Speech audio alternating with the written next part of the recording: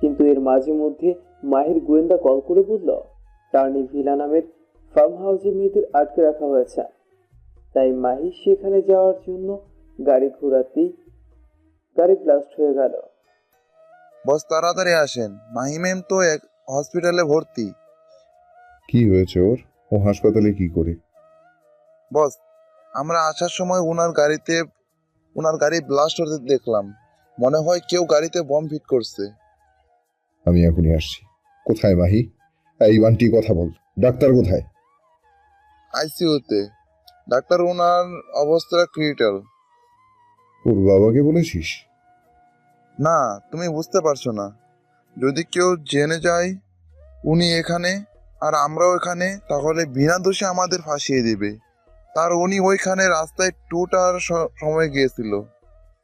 ওখানে সচরাচর কেউ যায় না। তা ঠিক, কিন্তু মাহি কি ঠিক আছে? বস শান্ত হও, ভালো কিছু হবে। বস, কাজ কমপ্লিট। যা করতে বলেছেন তা করেছি। এতক্ষণে মনে হয় পাখি ফুস।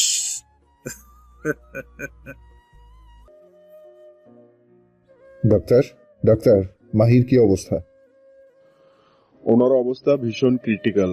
জানি না বাঁচবে কিনা, তবে উনি আপনাদের মধ্যে একজনের সঙ্গে কথা বলতে চাইছে। ফাহাদ নামের কাউকে উনি খুঁজছেন। আমাকে? যান ভিতরে।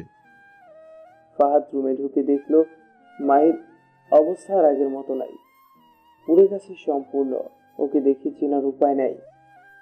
মাহি, একবার বলো, কে তোমার এই অবস্থা করেছে?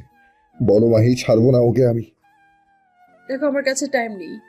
আমি তোমাকে এই পেন ড্রাইভটা দিচ্ছি, এর মাঝে অনেক তথ্য আছে। এগুলো এই কেসের সাথে সম্পৃক্ত। তুমি আমার হয়ে এই কেসটা সলভ করে আসল খুনিদের খুঁজে বের করো প্লিজ। যদি আমায় ভালোবাসো তাহলে এই অসহায় মেয়েদের আর অসহায় মানুষদের পাশে দাঁড়াও। মাহি, এই মাহি, কি হলো তোমার? মাহি, কথা বলো। মাহি, তুমি এভাবে আমাকে ছেড়ে যেতে পারো না। আমি তো তোমাকে এখনো বলিনি আমি তোমাকে ভালোবাসি। মাহি, আমাদের অনেকটা পথ চলা বাকি। মাহি, তুমি আমাকে বলে গেলে না ভালোবাসো কিনা। মাহি, মাহি। ভাই, আপনি পালিয়ে যান। কে যেন পুলিশ ইনফর্ম করছে, আপনাকে দেখলে অ্যারেস্ট করতে পারে। না, আমি তোদের আর মাহিকে এইভাবে ছেড়ে যেতে পারি না। তুমি যাও। মাহি, তোমাকে যে দায়িত্ব দিয়েছে তা করতে হবে তো নাকি? ফাহাদ মাহির কপালে শেষবারের মতো চুম্বন করে জানালা দিয়ে বাইরে চলে গেল। পুলিশ পান্টি আর বাকিদের অ্যারেস্ট করে নিল। পুলিশরাও যে তার টাকায় কেনা।